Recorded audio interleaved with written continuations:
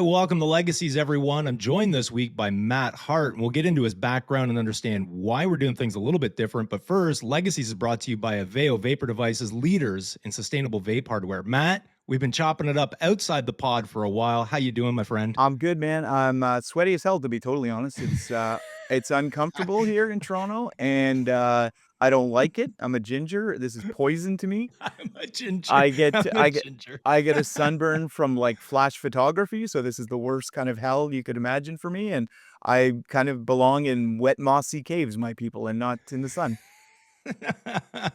It's gross. I Well, hate it. it's certainly hot. I mean, I think there's a transitional stage as you get older and you just start talking about weather more often. I try not to, but I can't help it because it is hot as balls, man. Like it is so bad right now. I actually looked at my dogs. I got the dogs in studio with me Yeah, today, and I'm like, "You want to go for a walk before?" Oh shit, I shouldn't even say that. yeah, Before, well, maybe they're like, "Nah, fuck yeah. that." Fuck But they this. looked at me Yeah. like, "Are you crazy, motherfucker?" Yeah, Like no, it's no, no. hot as They're, shit. like, wearing a sweater too right now, like, holy shit, I can't imagine. But, yeah, the I city the city gets so awful with just concrete everywhere, it's just like, yeah, this weather is none of my business. Like, it's so bad. call me Green Day and wake me up when September ends, man, that's my Yeah, shit. no doubt. Okay, so let's go through this because I think we were introduced by who were we introduced by? I don't even remember how we came about. Katie from Sister Oh, Mercy, one of my right. old From pals. Sister Mercy. Love Sister Mercy. I know Paul. I haven't had a chance to meet with Katie yet, but she introduced and said, "Hey, we'll get together at some point, but you got to meet Matt." And you came in and you're like, "Your podcast fucking sucks. I'm gonna make it better." No, I didn't say suck, they said mildly shitty. Mildly shitty, yeah. It's a wet fart. It's not horrible, but It's but tolerable. Matt, let's talk about your background a little bit because this always amazes me when people have done so much. I feel like I've done nothing in my entire life Uh, when I see accolades of others, but music career, radio host with Indy 88 and CBC, and now you're lead educator for FIKA. Is it FIKA or FICA? it Can is once and for all. FIKA, but I called it FIKA, FIKA okay. constantly with, like, authority, for a good while there. With And to then everyone just started referring to it as FICA. They're I like, "Well, if Matt is lead educator and he's yeah, calling it FICA, then it's FICA." yeah, exactly, yeah, no, it's been great, so I it's a wild ride, I've done everything. Just Yeah. name it and I've done it, pretty much, it's kinda like that stage in life where you're like, "What the hell is there left to do here?" Like, do I have to, like, literally jump a shark on a motorbike here? Because yeah, I started making music when I was kind of in college and got real lucky there. I put out just 25 CDRs and I sent yeah, for CDRs. Hold CDRs. on. Hold on. Yeah, We need to right. pause for a second. Our audience is vast. They range from anywhere from 20 to 35 CDRs. We used to listen to music on these little discs with this reflective surface. Uh, Yeah. Yeah, it's like saying, "Oh, it's like a mixtape." And then they're like, "We don't know what the hell a tape is." what the fuck's a So mixtape? it's a Spotify playlist, but you needed a machine to make it. That's the Yeah, thing. So imagine that. it was groundbreaking at the time too that this dude I know had a CD recorder. So like I mean, you crossed your fingers that this thing would even work.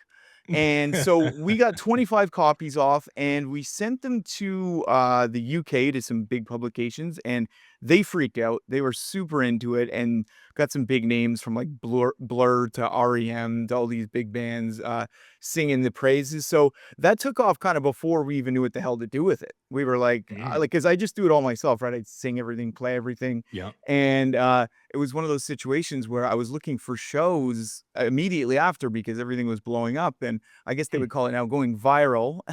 and so I wasn't ready though with a live band or anything. So I was getting offers Mm. from all over the world to play shows. And I was like, I can't even play these damn songs myself. So that's true. I actually can't play any of my songs. I had a band, the Russian Futurists. We were hot for a minute. Thankfully, not popular in Canada, but popular in Europe and elsewhere in the world because What wait, hold on. Why do you say thankfully not in Canada? Like, so did you not circulate? I mean, you would have been new, right? Out of college or in college at the time, whatever. Like, did you not circulate those CDs? I've always wondered, like, how do you break into the music industry? And I'm assuming nowadays is much more difficult than it was then, or vice versa. I don't know. yeah, But so yeah, why Europe? Why'd you send them off to the UK? well, because Canada won't accept anything as cool until someone tells them it's cool. So if Europe or the US says something's cool, Canada will say, "Yeah, we were on top of it." So I had Right. like a smattering of reviews here in Canada, but not like the cover of magazines and Uncut and, these huge Mm, publications that were all over it and singing, praises about it. So then after that, literally the week that happened, every publication in Canada came to me, from the Toronto Star wow. to, like, everybody was like, "Oh, no, we were on board." And you're like, "Get the fuck out of here." So Yeah, yeah. anyways, the reason I say thankfully not in Canada is because if you had the choice to be in Seville, Spain or Saskatoon, that's a Oh, okay. no-brainer right there. Yeah, yeah, yeah. So we Yeah, had some, yeah. record deals overseas. We had a deal in Spain, one in Sweden, one in the UK. So touring those places is a shit ton better than Regina. No shade, Regina, but I can't remember you. I certainly can remember Spain. So, yeah, so we went over there a lot. We got some good deals. And then, like everything, musically, you kinda just peter out. People stop giving a shit. And Mm, that's a hard reality, but it's very true that you have a creative peak, you make your best stuff, then you start getting shitty. Every okay. artist does it. Yeah. I mean, there's a few exceptions, but they're the exceptions to the rule. So I was kinda lost after music a little bit. Like, it had made itself obvious to me. I'd gone to New York and done this album with this Grammy-winning, engineer and da da da, and it kind of met with a collective shrug, and I was like, "Okay, well, alright, I guess we're done with that." And I was looking for something else, and that was right around the time when the radio station here, Indy 88, was opening up. I had done some Mhm. stuff with CBC previous to that, just very casual, and, the guy who ran, Indy 88, a guy named Adam Thompson, who's gone on to do big things, he really took a shot on me, and I said, "Listen, man, if I'm shitty, fire me." Like, it's Yeah. as simple as that. Give me a shot, Yeah. and if I'm bad, fire me. And I did it for almost 9 years, so it worked Well, out. how did you break into that though? So I got a couple questions Yeah. though. Mostly curious. This is what I love about the seat to sit in is I just get to be curious because I'm a curious individual. One, so I look at have you seen the hip documentary? I have. Okay. So they say that if the or I say, Mhm, I don't know if they say, who's they anyways, but mhm, what if the hip had started outside of Canada? I mean, obviously they wouldn't have that Canadian vibe. They wouldn't be as Canadian, but mhm. would they have been as successful in the US? Because they blew up in Europe. Yeah, I But I'm think just wondering, maybe if they started outside of Canada, there'd be more fanfare from the US. Like you talk to anyone in the US and you're like, they're tragically hip. And they're like, who the fuck is that? they I'm like, can't get arrested What? south of Syracuse, you know? Uh, but the Exactly. but the thing with them is they're the exception to the rule where, they leaned into Canada as like a 5th member of the band. So Mm, they really owned Canada, songs like Bob Cajun and stuff like that, and yeah, they yeah. made a clear kind of mission to, use that as their kind of palette, the country that we live in, and, Yeah, so that yeah. really worked for them because the problem is you can't have 5 Tragically Hip sustained in this market. Right. It's starting out in Canada, there's simple logistics, like, if you wanna do a tour and you don't wanna play every tiny town, which you don't, trust me, Mhm, mhm. you're driving 12 hours between shows. Right. And that just doesn't make sense financially or mentally, like, if you're going from Vancouver to Calgary, you're looking at minimum 12 hours, right? So, Mhm. you're doing that all day, and then you're playing a show at night, and you're doing it every day, and that gets real old real fast, and when you're in Europe, you can be in Luxembourg, and then in 4 hours be in Holland, and then in 4 hours be elsewhere, so you can cover so much ground, and I think the Hip is a good example of, like, a band that saw a limitation and said, "No, no, no, let's see how we can use this limitation." And they were Mm. huge in Canada. I mean, Yeah. they were on SNL, let's not downplay that. That's pretty Yeah. big, but still, there wasn't a much of an American career. But yeah, I think you have to then lean into it, steer into that, and be like, "Okay, Canada's popping for us. Let's keep it going in Mhm, Canada." mhm. Yeah. Yeah, and when they finally made their way to Europe, they just blew up. But so then the second question is, Indy 88 starts. I've seen radio stations come and go. Some of them have moved to that, Jack FM or whatever the hell they call it, where it's just pre-programmed and they Yeah. run it all day and you don't hear from a human for 4 hours. Mhm. But like most people usually study radio to make their way to radio. Yeah, don't do You that. didn't though, did you? No, don't do What's that. that? I You know, said, "Don't do that." yeah, don't do that. It's You want to be an ridiculous. engineer? You don't need to study engineering. Fuck Like, that. engineering actually has some abilities. Yeah. Radio host does not. I'm sorry, you talk.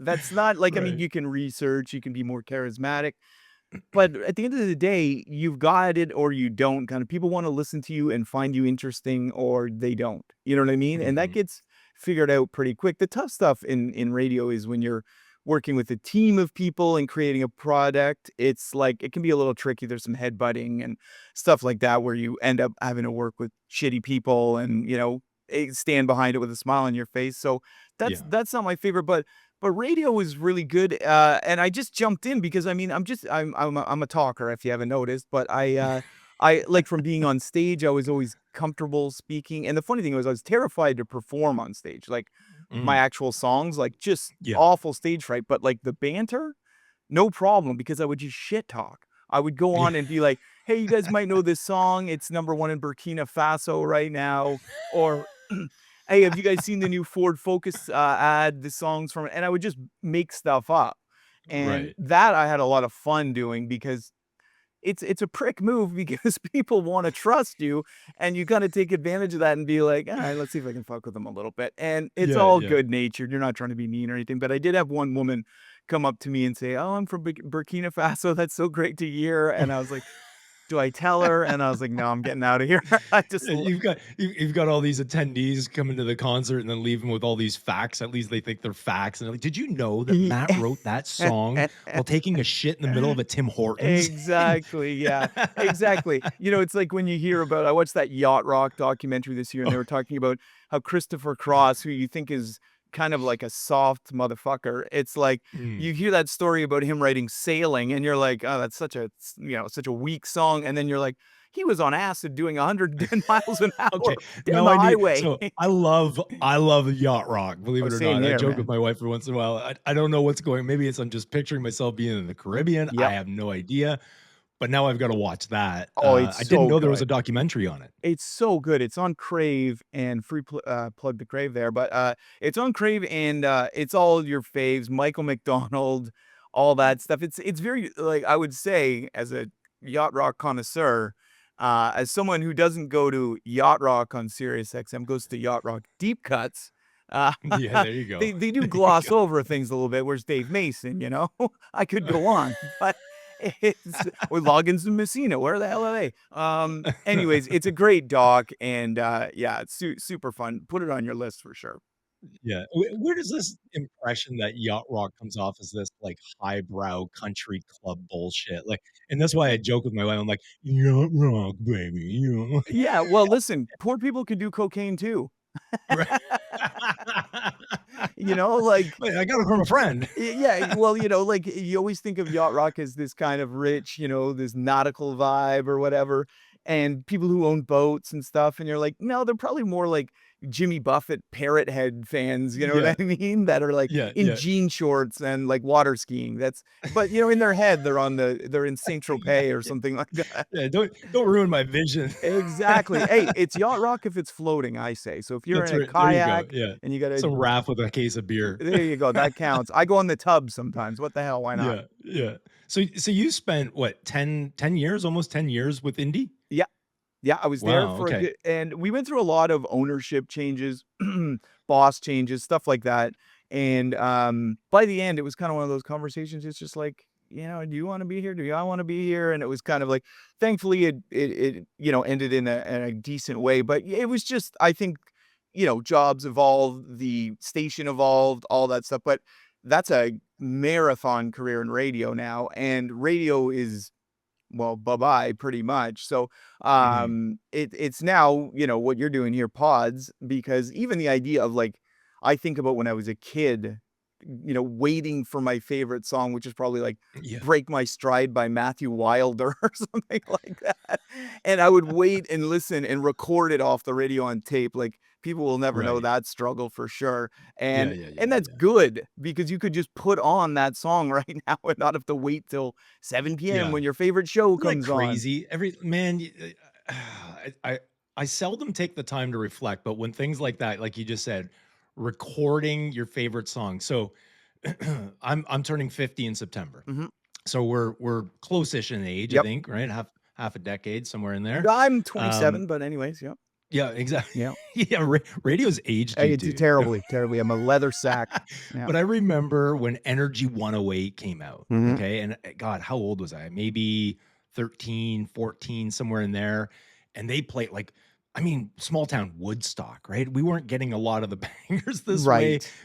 The radio stations, the frequency rates or whatever it was barely reaching us, right? 15,000 watts in FM stereo. Still Mhm. remember it in my head.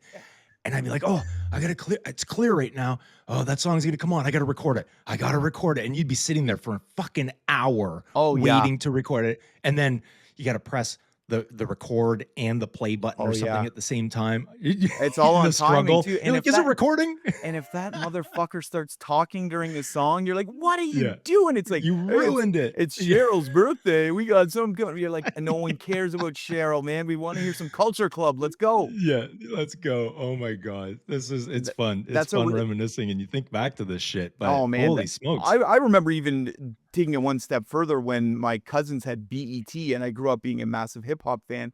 So I would record the audio out of their VCR, just to get the songs I like. So, like, when Old Dirty Bastard came out, I remember yeah, that yeah, one. yeah, Brooklyn yeah, Zoo came yeah, out, it was a big song, and I recorded it on video and then thought to myself, "Well, if I take the audio of that video and put it on cassette," and by the end, yeah. it was just this muffled, like, it sounded like 2 boots in a dryer, like, downstairs. You were like, "Ah, is that something going on? I don't know. I hear something." But you had it. You I had it. It's funny you mentioned cutting your teeth on hip hop and growing up through Mhm, there. Like when oh man, what's happened?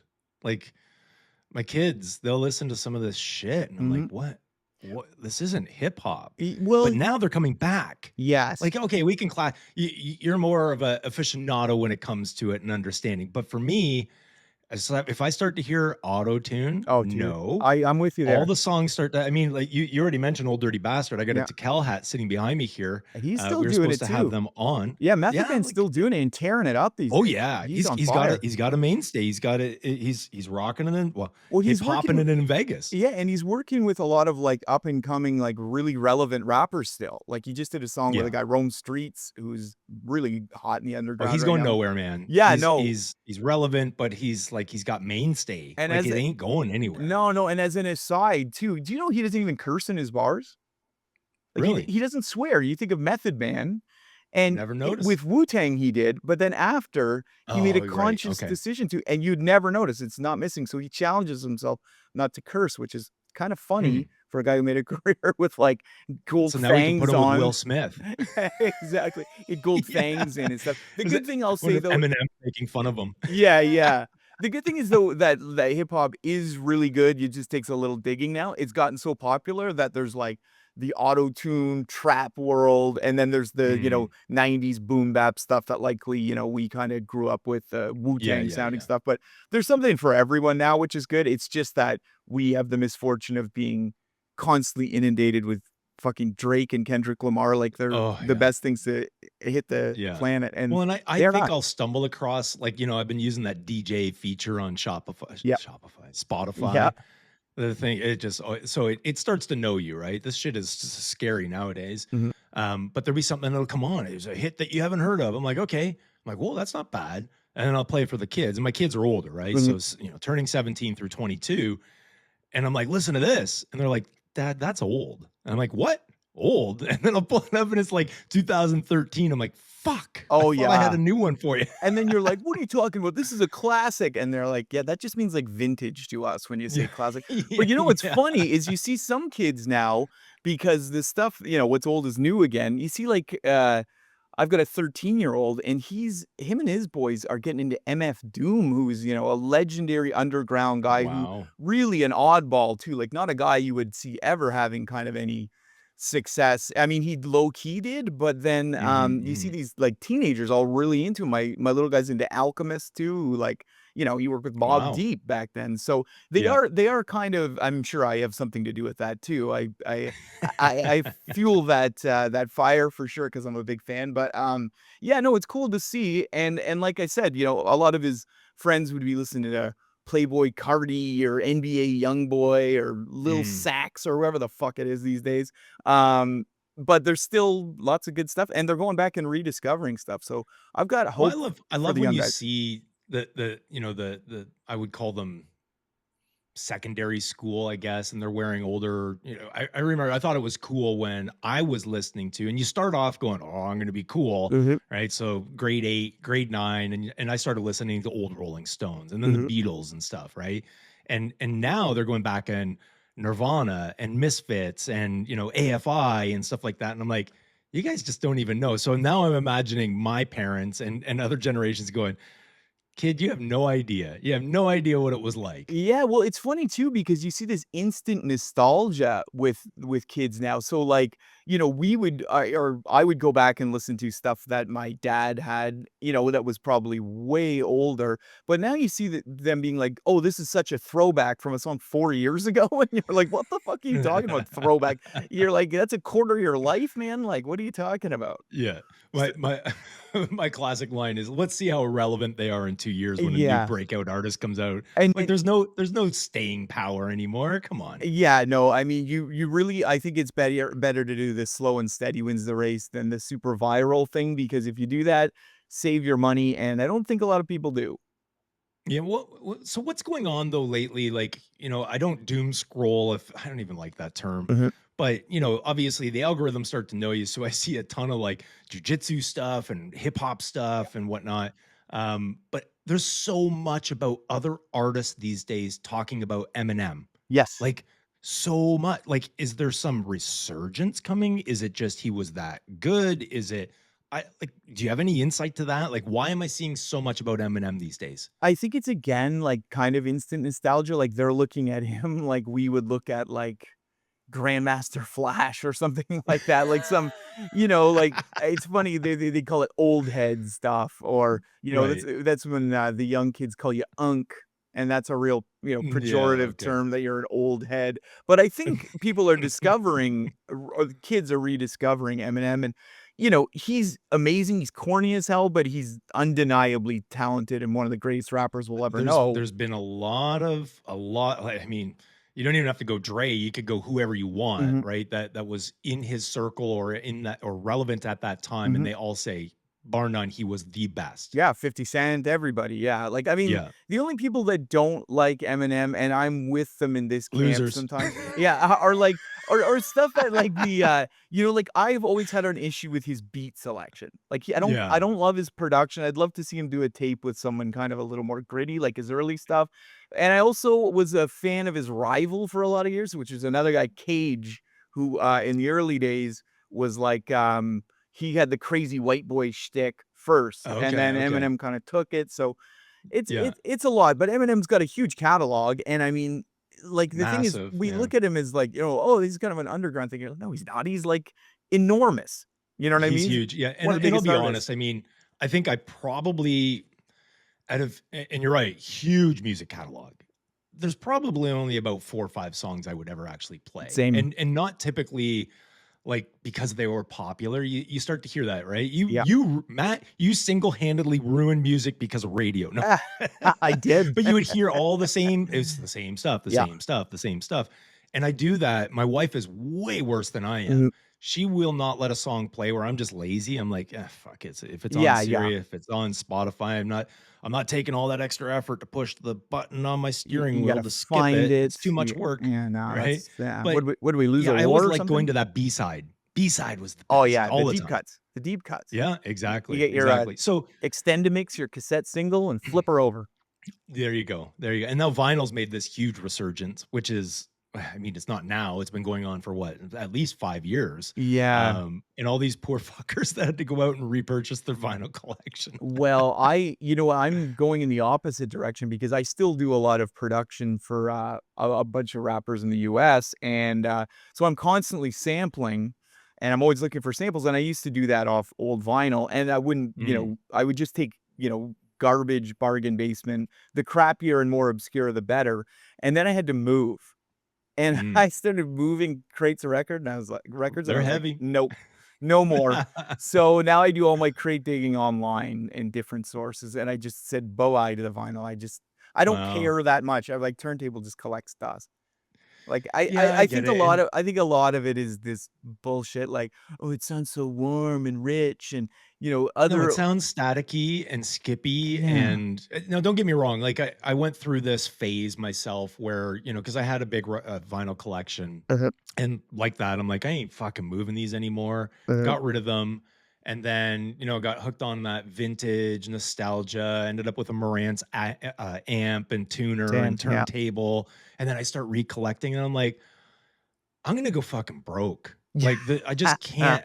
Like, I continued. I think the last purchase I made was like a limited release De La Soul or something, and I'm Yeah. like, okay, enough's enough. Yeah, Like, I've got all this on my phone. well, so much yeah, that's the thing, right? So much of vinyl is just owning the physical, and it's like, you're never gonna put it on. You're never gonna, like, No, I set up don't the put it I on. never set up my Dude, turntable. I don't put it on. My wife will say something, and I'm like, okay, I'll put a record on, or we'll have company over. And they'll be like, "Oh, look at all your vinyl records," and they'll Yeah. flip through. And I'm like, "You want to put one on? Please tell me you want to put one on." Yeah, This, let me justify these hundreds of dollars here, please. Yeah, exactly, exactly. So let's go back to your music career for a Sure. second, or at least, sorry, with Indy '88. I have a question. So you said privately owned, like the vast majority. Walk me through. Like, I know that the government pays for CBC, or at least funds a lot of it. Mhm. When Indy '88 broke out, was it completely independent? Like, Yeah, yeah, so, generally, they're owned by someone else, the stations, right? So, you would have, like, okay, Stingray would be a large conglomerate, you've got your Bells, your Rogers stations, with Chorus, and all that stuff, so, yeah, generally, they're kind of, like, owned by a bigger telecom giant or something like that, and, it was, like, the only one that was actually independent ran by a family from Barrie, so, hmm, yeah, that was unique, and they really did I'll give them a lot of credit. They were great. They did a lot of, letting us kinda just be in a dark room and feel for the edges, They were like, "Figure it out," and you guys can okay, ask for forgiveness, but, don't ask for permission, and so we had a real carte blanche, and, it was great. It was that's what I wanted, like, the hardest is when you're on certain public broadcasters in Canada, and you really have to, I would say, neuter yourself a little bit on some topics, you yeah. can't be as free, so radio is a bit like that, where you're kind of a percentage of yourself. Well, because you still have the CRTC overlords, Yeah, obviously. yeah, But exactly. and what was that? What's that buffer zone in there where, I don't know, you get some crazy phone in like me, Yeah. and all of a sudden, you got to bleep out. Like, is it a 5 second lead? Is it a 10 second lead? Like, You know what's funny?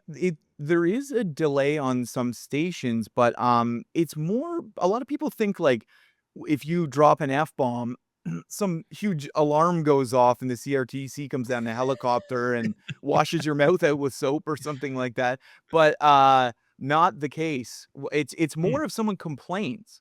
So if you're on oh, air talking shit about something and you say something and someone really makes us think about you breaking some kind of rule, that's when you get in trouble, when, like, a lot of people got it. complain, but Yeah. generally, there's not, So, like, like, some Health Canada. exactly. It's not like there's some watchdog kind of, like, making sure everything being broadcast is not gonna have swearing because you just couldn't do that. There's live stuff and, Right. well, you can't control other Well, and then people, when so the odd one slips through, you're like, oh, I can't believe that yeah, and they you swore know on the radio. yeah, and then you're like, "Fucking right, I got away with another one. Tricked him again." Yeah. No wonder Howard Stern was in trouble all the time. That's right. Actually, it's funny because I think it was, oh man, it might have been the last episode that I had. I had Mitchell Osak on. Mhm. Brilliant, funny, just incredible dude. And because I would wind these questions up, not purposely, it's just the way I am. Yeah. And I would talk in this huge sweeping circle to come back to a question. And I didn't realize it until he did it or said it. He's like, you have these large Howard Stern questions that seem like they're going to go nowhere and then somehow come back to something. And I'm like, fuck, I do. The old ADHD podcast? Oh, it totally is, man. Like, and then now I'm really looking for it. Theo Vaughn does it a lot as Yeah, well. And I don't purposely try to do it. I think I yeah, set out with, I'm going to ask you this question, and then I want to add my own 2 cents. sure. But then squirrel, Yeah, then I right? borrowed And 5 then cents and yeah, and yeah. I'm like, fuck, where was I in the middle of that? All right, and then I bring it back. I I was don't know, good, bad, ugly. I have no idea, man. yeah, well, it's funny that you say that, I was thinking of, funny podcasts to pitch for you, ideas, and one of them is called "What Was I Just Saying?"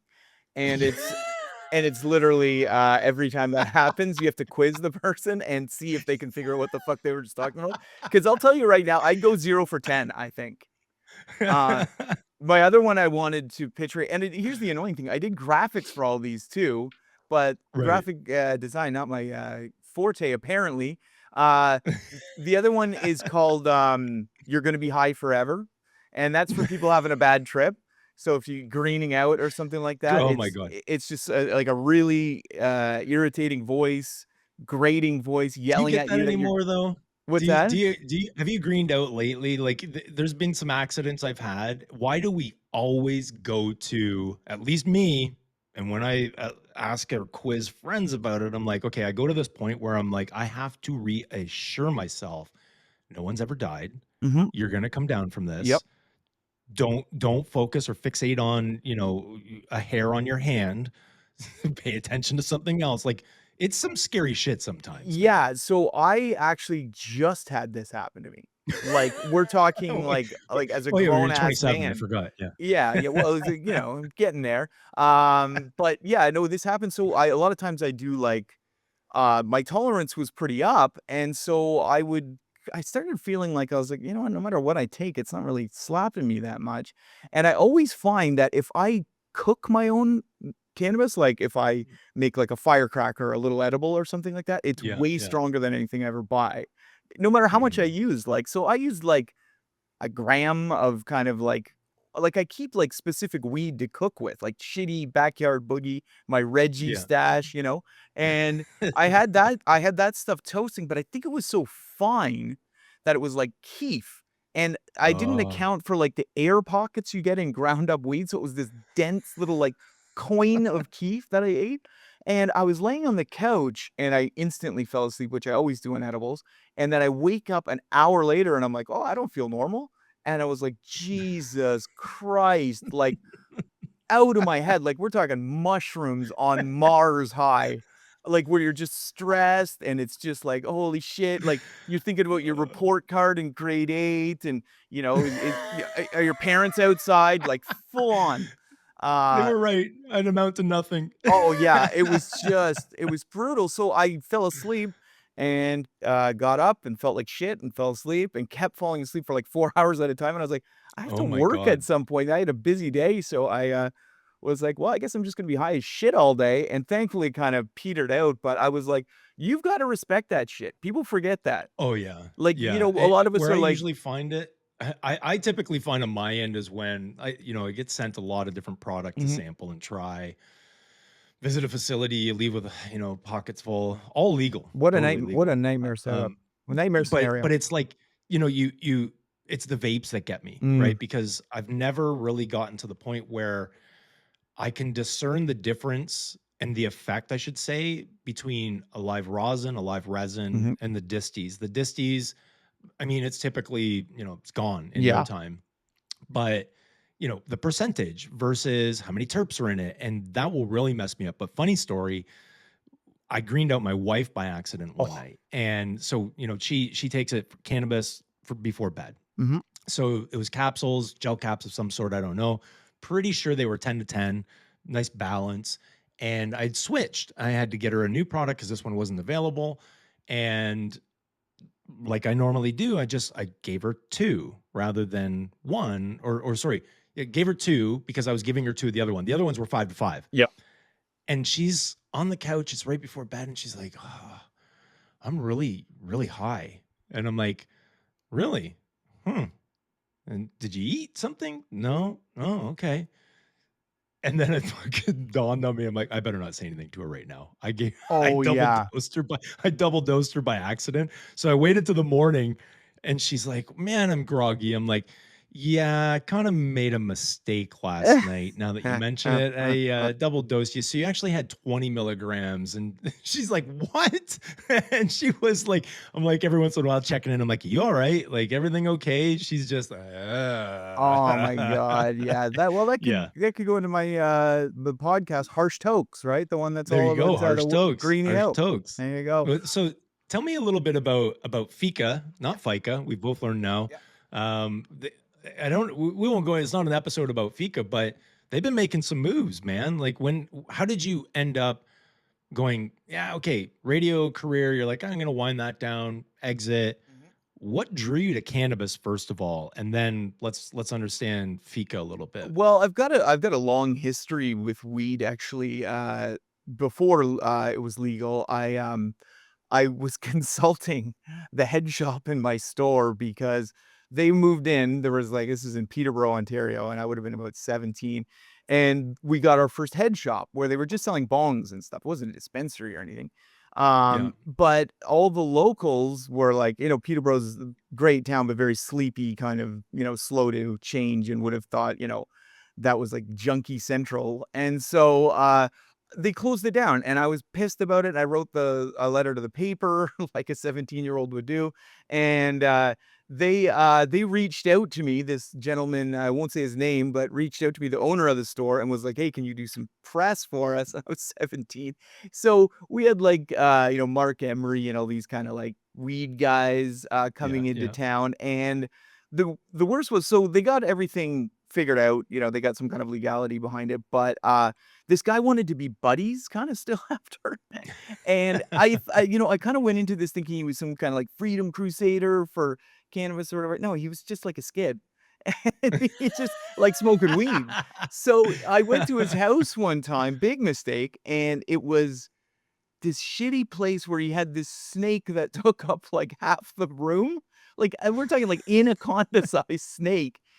And I'm like, "What am I doing here?" And it's all these weird people there. It's kinda like a squatter house, and I'm like, "What is going on What here?" the fuck? You And this people got guy needles hanging out in the oh, yeah. corner, and you've I got didn't even I was glass pipes over here. yeah, I didn't even have like a luxury of like a phone to be like, "Oh, I'm getting a call," or whatever, so I just had to bullshit my way out of this thing. And I said to the guy, I was trying to make small talk, and I'm like, "Hey, so what's with the snake?" Because it's taking up half the room and you haven't mentioned it. Like, that's the first thing I'd mention if you came over to my house. I'd say, "Hey, come on in. It's a bit of a mess because there's a giant fucking snake here." Yeah. But he didn't do that, and so I said, "Hey, man, what's going on with your snake?" And he goes, "Oh, I'm raising it to make boots." What? He's raising it to make boots out of, so he was trying to fatten it up to get more Oh my leather, god. to get more, like, snake skin for these boots. I mean, he must have Send a been like a memo to size him, you can buy them. yeah, maybe he's a size 13, he needed a lot of room for these Yeah. things. So anyways, Jesus. yeah, so I've been working in cannabis since then, in some respect, and, then I guess when I kind of stopped doing radio. I was doing 93.5 here. I don't know what the shit they Mm, call it anymore, but it was real like I don't want to throw shade at anyway, but it wasn't for me. And I was still doing stuff with CBC kind of on a freelance basis and kind of here and there producing stuff. And it's really sporadic, that work. So it kinda just pops up, and when it's good, and when it's not, it's not. So I just was like, "Alright, well, I know a lot about weed," and I went and talked to a friend of a friend who operated a shop for them, and, we hit it off great, and it's kinda one of those situations where I went in like a bull in a china shop and just said, "Hey, let's do this," and, tried to fill a spot, and I'm always looking to fill spots. Like I said, like, just improve everything there, and, like, the people there are great, and I don't really mhm. have a huge involvement with the company at large because Yeah. it's a, like, a casual thing for me, but it's great. Like, I mean, even just for learning for your own stuff, Yeah. you know what I mean? Like, just to brush up because to be totally honest, like, the difference between cannabis pre-legalization and after, like, it's a whole new world. It's Yeah. like, you're learning Japanese or something like that. Like, what the fuck go to someone 15 years ago and ask them what terpenes are about or what Oh, yeah. terp percentage their weed is. They're like, "I don't know. Some biker got it for me." Like, I have no Yeah, clue. exactly, yeah. I don't even know what percentage cannabinoids it is, Yeah, like, so I was it's kinda like high, it's low, it's yeah. strong, I don't know. So I was like, God. do I wanna, like, learn this stuff and, like, take a course or something, or just go and, like, get paid to do it? So Yeah, yeah. so I was like, "I can help you with this, you can help me with this," and it's been a good little kind of So did you take a course? no, hell no. No, the streets are my course, man. The streets, yeah, school of hard knocks. School hard Well, knocks, and that's it's right. it's funny because, like, when I had joined Ample in, 2017, I think it was, prior to that, it was all illicit market, and again, similar type, it's strong, it's good, it smells good, bag appeal, whatever, you didn't get too hard on it. But then things changed so much so quickly. There was all of a sudden, so I joined Ample, I came in Mhm, as, education director or something like that. And all this the like, God, McGill was getting on board, uh-huh, Niagara was getting on board, and AAPS was on board, and so now I started, expanding the certification that I had built with Ample and uh-huh. bringing that to post-secondary, and I took a time when I was in Montreal, for McGill, and I'm like, "What the fuck? Like, this is crazy. Yeah. I never would have thought we'd be here." Me either, to But be then I've honest. got, these prophets that you talk to, they're like, "Oh, yeah, this was coming. We saw it coming." And I'm Mhm, like, "I didn't see it coming." I mean, I was paying attention to the regs throughout. I thought the government would control it. But I think off a trip to Italy, Italy was doing CBD flower only, all government controlled and mhm. grown. And I was comparing that to what Canada was doing, with the original Peace Naturals or whatever it was called project. And I thought they'd control it forever. If they were to do it, they'd grow it, they'd supply it, and that would be it. And now here we are. We can somewhat talk about it freely, Yeah. Well, it's fu depending who you talk to, right? exactly, but, like, guys like you and I who have seen both sides, like, pre-legalization and after, like, it's a really wild perspective. It's like, in a lot of ways, the parallel between us, like, when we pre and post-internet, you know what I mean? Like, it's Oh, yeah. completely different. It's something else we saw in our lifetime, but, like, I find that, and we've talked about this before, is that the place in cannabis that I like to kinda reside is where entertainment gets involved, and I know we're a bit handcuffed with that because of the Mhm. AGCO, but, that's where my, like, experience lays, and I really wanna get to a place. I'm hopeful that we'll get to a place where we don't have to pussyfoot around everything so much, and I think the Yeah. quality of, you know, cannabis, information is gonna be a lot more fun and not as, instructional and academic, and Mhm. it's all gonna come with loosening up. Like, we're seeing it with stuff like, the windows now being able you can see into a dispensary, Yeah. the clear packaging.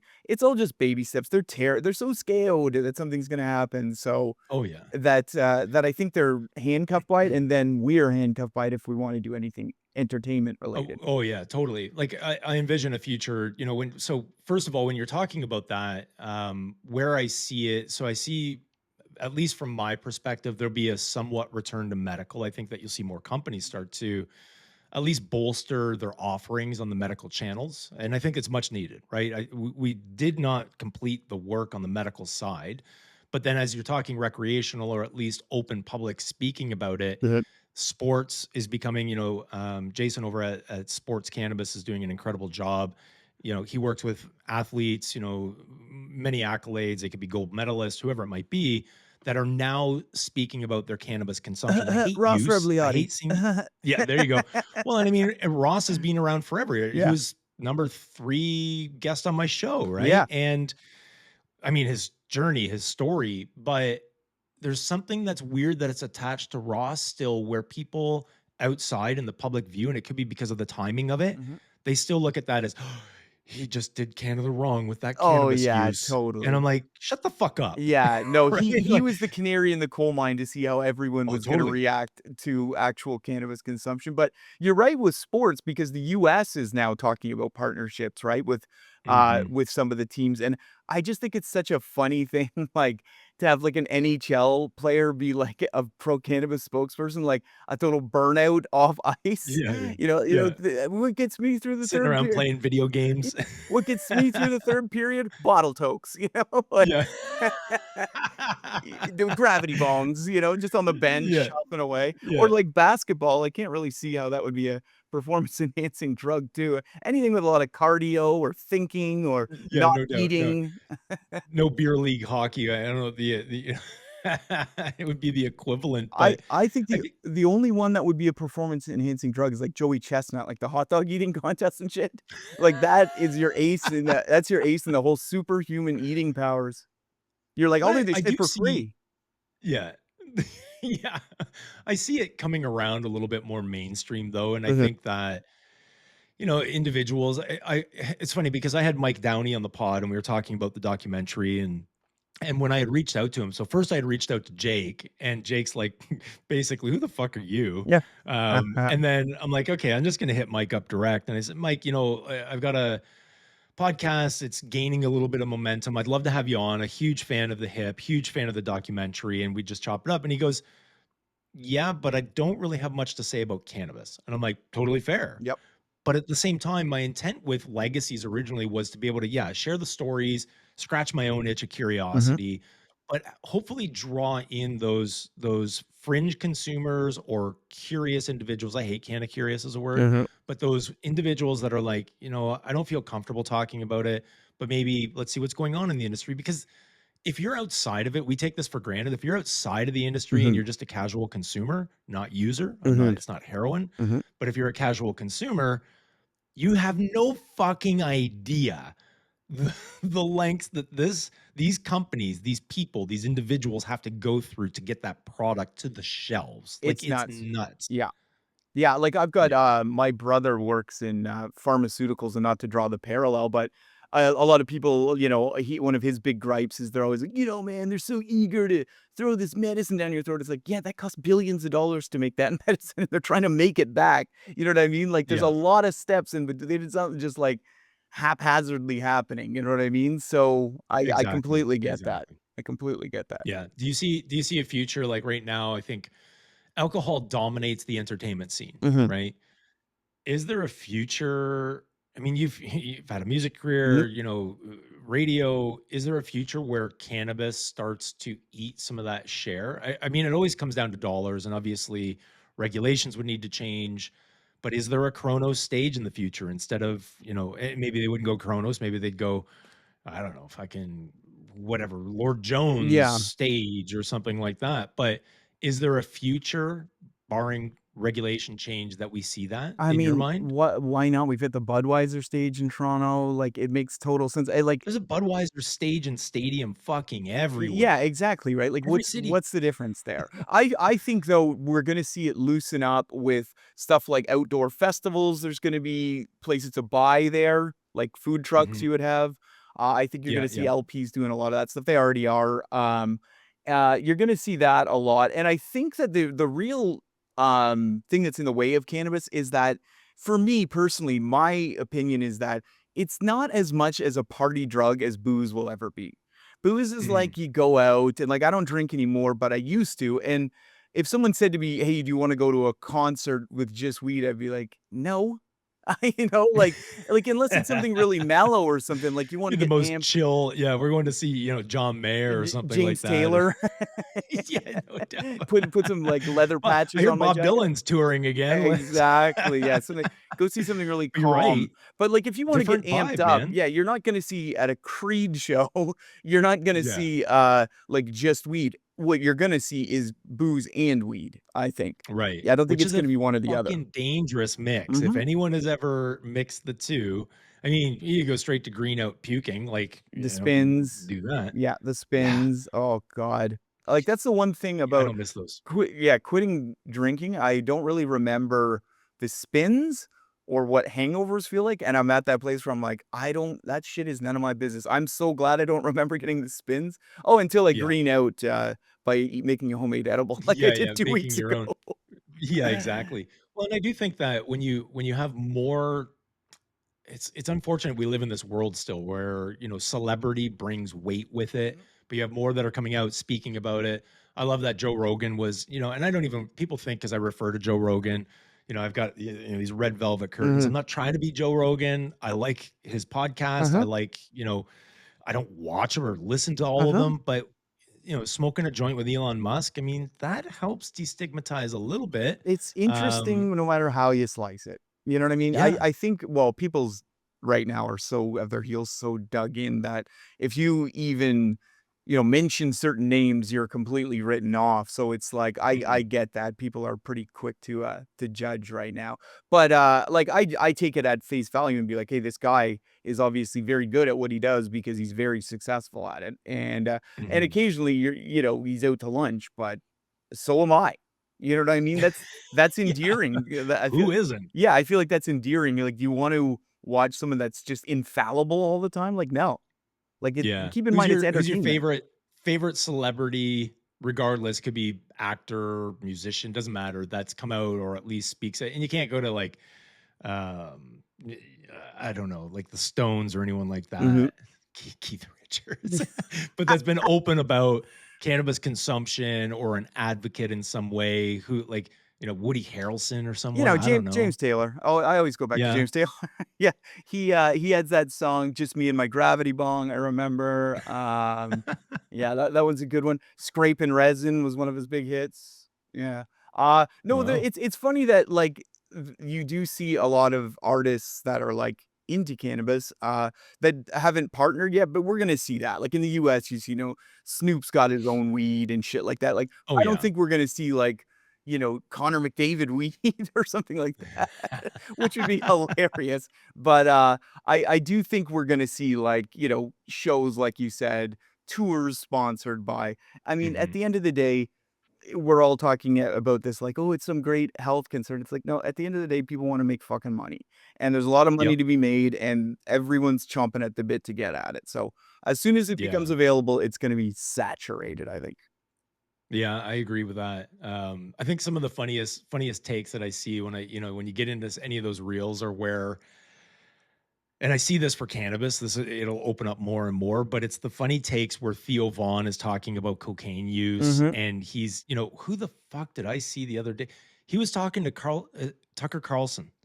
Carlson Tucker? What the Tucker Carlson, yeah. Yeah, Tucker Carlson going on about cocaine.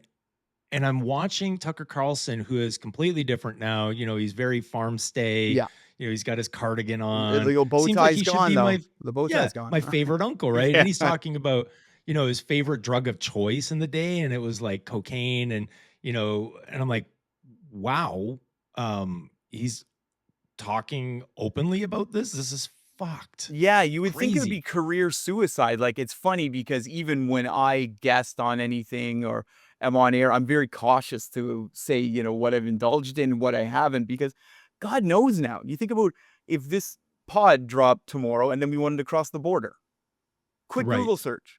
We're fucked. Yeah, You know what I yeah. mean? So you gotta be careful with that stuff, I think. Well, I've never Sadly, thought about that, Matt. Now you've gone and fucked everything you're up, done. right? You're done. You're in the fucking weed gulag, all right? Well, I used to think about it when it's a funny story, not so funny maybe, but so Ample Organics acquired by Akerna, US company. We go down pre-close for an executive meeting in Denver, Mhm. and we're approaching the border. I think it was a late flight, dead airport, right? And go up to the customs, and they're like, "What are you traveling to the US for?" Like, business, but kind of sort of, we're being acquired. He goes, "Oh, okay. What kind of business? What kind of company?" And I said, technology. And he goes, "Okay." And I was very cautious at the time. I travel quite a bit, but Mhm. not to the US for business. And meanwhile, so John, the CEO founder, had already gone through, and a couple of the other team we were traveling with. And he's like, "Okay, tech." He goes, "Well, what kind of tech?" Like, in his very, to the point type of questions, right? He's like, "What kind of tech?" I said, agricultural." He goes, "Agricultural is pretty broad. What do you do?" And I'm like, "Well, we supply compliance software." And then I'm like, as soon as I said compliance, I'm like, "Oh fuck, I just said compliance." Right? Ah. And I said, "Well, we track cannabis for cannabis or Canada's largest dominant players." And he's like, "I'm just messing with you. Your Ah. colleagues have already gone through." And I'm Dude, I was shitting bricks thinking, "Okay, they're not letting me across."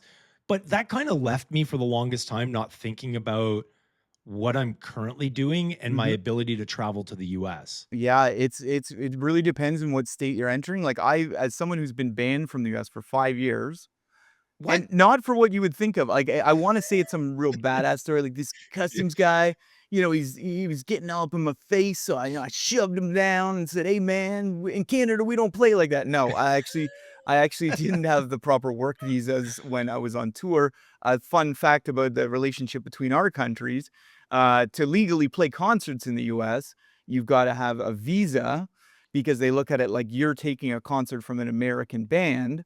So every Oh, yeah. member in your band annually has to get this $1,200 membership. It's probably way more now. So if you think about a five-piece band, that's 6 grand to break even. Jeez. If you're a really tiny band, you don't have an extra 6 grand at the end of tour. You're lucky if you break even. So, yeah, that's why everyone scams the border. Like, I never Yeah. did. eh, Just that one time, I promise. But we got off after 2.5 years, but it was after endless, legal stuff and on and on. And Jesus. I was thinking to myself, I was like, am I gonna hire, like, lookalikes to go on tour with me? Can I do like, it was pre-Zoom even, so I was like, "Can I, like, Wow. screen myself in and hire an American band?" Like, the logistics were just nuts. So, yeah, Yeah. they don't play there, and when they interrogated me, it was for 12 hours, and What? trust me, they were not getting like, we lost money on that tour. If anything, we put Oh my more into god. the US economy than took Yeah, out. you owe me money, Yeah, yeah, I motherfucker. gave him an invoice and said, "Yeah, I'll get out of here when you pay. Jesus. I'm moving in." But Well, yeah, and so people don't think of it, man. They don't think of it crossing the border, like, man, they have all control, yeah, all power, and they more have power, right? "Give me your phone."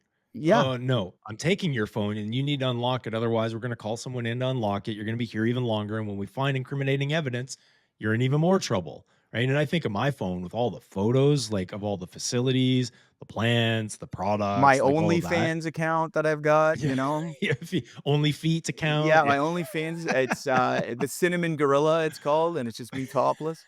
Um, yeah, yeah, no, it's serious business down there, and I don't know what they do for border services, and it's gotta be part of the training where they're like, "Hey, are you a miserable prick?" And they're like, "Yeah," and they're like, "You're Yeah, hired." Or yeah, I think they, are trained to be a bit, adversarial with you to see if there's any cracks in the foundation yeah, or yeah, they gotta throw you off your see game. if you're a Yeah. dirty weed dealer like you or something, you know? Yeah, exactly. Well, and it's, back in the day, Yeah. I won't say why, but there was a lot of isopropyl alcohol that went all over the phone just to make sure there was no trace evidence of Oh, anything in case yeah. they got a hold of my phone, Oh, right? yeah. No, I still get nervous about that. Just like, you hear stories about, friends, like, finding something in their pocket they didn't even know about going through Oh, yeah. international borders and stuff, like, you really wanna Yeah. triple check that stuff. And I remember them I was swiping cards and keys and stuff like that, and I was like, oh, one time when I was testing them like with the wet yeah, swipe. and Yeah, I yeah, was like, yeah, "Whoa, whoa, yeah, whoa," I was like, "I'm a little old for that," but, I yeah. was like, if I wasn't, Jesus Christ, like, who There was knows? days my wallet would get emptied and everything inside Yep, my wallet would get wiped down, yep, when you were traveling to the US, but so the one thing that where I almost really got screwed was, my wife and I were in St. Martin. I had picked up, I think it was just like a gram of cannabis mhm, somewhere, and I never got around to consuming it, but I carried it with me, and I remember going to the airport, we're standing in line to check our bags, and I look down the lines, and there's whatever they're called there. We'll call them customs, security, whatever. And mhm. they've got a dog. And as soon as I saw the dog, I'm like, oh, fuck. And my wife looks at me. She goes, what? I go, I've got that weed on me. And she's like, what? And I'm like, let's just go for a quick walk outside. Ah, So, right. So very nonchalantly turn around, grab her, we're walking outside and we walk down the side. And this is the airport where, the planes get really close in St. Martin. yeah. And I walk down the fence line. And I think at the time I had smoked, I lit a cigarette and I kind of just dropped this gram of weed. And then I'm like, okay, but someone across, one of the airport workers they're like, hey, you dropped something. And I'm like, no, I No, didn't. no, no, nothing, No, I didn't. nothing. Nope. No, what are you talking about? So, anyways, but then, you've got the smell on you, and I'm like, and I didn't even know much about St. Martin and weed at the Yeah. time. That scared the shit out of me, Oh, though. yeah. Like, it was such a close call. Like, if that dog had smelled it, Like, what kind of situation would I have gotten myself into? Yeah, just chomp it down and have bits of green in your teeth going up to the border Yeah, guy. yeah. Just like, "Nothing." Your breath Yeah, smells funny. skunk. Yeah. Yeah. Anyways, oh my Is it an god. indica breath you've got there or a Yeah, sativa? what do you Yeah. got there? We don't grow that on the island. I don't know Exactly. what's going on. And then, it's but I mean, most of these islands, and again, I don't know enough about Saint Martin where they stand. They're obviously French and Netherlands or Dutch. Well, But you go to St. Vincent, I mean, I remember being on a farm tour. We were talking, I was with the CLA, the Cannabis Licensing Authority. We were visiting one of the farms and we were talking about how do we include the indigenous farmers and the Rastas and all of their product. mhm, We were talking about different annex opportunities. And anyways, as we're doing this, they're looking for opportunities to stop the smuggling or the cannabis going off the island. And I'm like, okay, well, like, what do they do with it? And they're like, oh, they fast boat it to go fast boat to Haiti. And I'm like, Haiti? Like, what the fuck? Sure as shit. As we're saying that, you could hear across the coastline, and it was a go fast boat on its way to wherever they're taking a bunch. He goes, there goes one right now. It's probably got 100 kilos of weed wow. on it. And I'm Wow. like, what the fuck? But I meanwhile, they're talking about ways to bring the weed Yeah. into the legal system, right? Yeah, just ship it all out. Well, Yeah. I and don't do this, anyone out there. Definitely don't do this. If I ever needed to secure something in a country it wasn't legal, I would, because I'm very concerned, you see, I would go and I would look at where, like really puritanical groups would complain about, like, my teens were offered this at the beach, and be like, oh, sorry, what intersection was that? And I Yeah, just find what where on pa the beach? yeah, which Yeah. beach was this? And I'd find it mentioned enough times, I was like, "Hey, work like a charm." And you just Yeah. go there, and I think they had Yeah, yeah, yeah. the Now in Jamaica, on the other hand, easy breezy. I mean, yeah, that's the yeah, it's not as easy to roll a joint in the Caribbean, though. I mean, that weed is wet as hell. yeah, yeah. I remember actually it being the low light of, illicit substances in Aruba. It was like I was like, "What? This is your weed?" I was like, "Aren't you, like, near Jamaica? And, like, the climate's great here." And it was like it looked like someone had taken, like, lawn clippings and just shot it out of a T-shirt cannon into a bag. It was Well, just that was the tourist weed. oh my god, it was backyard boogie. Don't you know this? But I There's always say tourist weed, and then there's the local but weed, and you gotta get the local weed. I've bought a lot of local everything, and what I always tell fine gentleman who sells it to me is that, Fine gentlemen. Do you wanna see me once this week or several times? Because Ah, if this is good, I will be back. If not, yeah, I will not. So do you wanna make $50 right now or $250? Like, play the long game. And a lot of times, even with the language barrier, they hear a bigger number and you just say later and it works. yeah. Yeah, There you go. yeah. There you go. He's Well, he listen, Matt, it's been awesome chopping it up. I see that we're getting about an hour, which is apparently the gold standard nowadays. I mean, you get into the 2.5 hours, they just don't like it. I don't know if it's algorithms, YouTube, or what it I is, can't but sit for 2.5 hours. Yeah, I fair enough. yeah, I'm ready to go. Like, let's go outside. I hear it's beautiful out. Oh my Christ, I gotta go and do some groceries right now, and I'm like, "Do I?" I was like, "Maybe I'll just eat salt for dinner or something." Salt and tissue paper Yeah, yeah, is some is a beautiful cloves. blend, I hear. Yeah, some cloves Yeah. and Well, hoisin sauce. yeah. Listen, man, it's been great chopping it up. I'm glad that we finally got a chance to do this, and hopefully we see some more. Float those ideas. What were they again? Harsh tokes, you're gonna be high forever, and, what was I just saying? Those are What was I just saying? those are my new What pods. was I just saying is a great It's one a because I keeper. forget all the fucking time. Well, it's, 1 to 3 ratio isn't bad, and if you want great ideas like this and other horse shit from me, it's Matt Hart Canna, all one word, matthartcanna@gmail.com. I'm an absolute whore, so, get at me. Yeah. Awesome. Thanks, Matt. Appreciate you, buddy.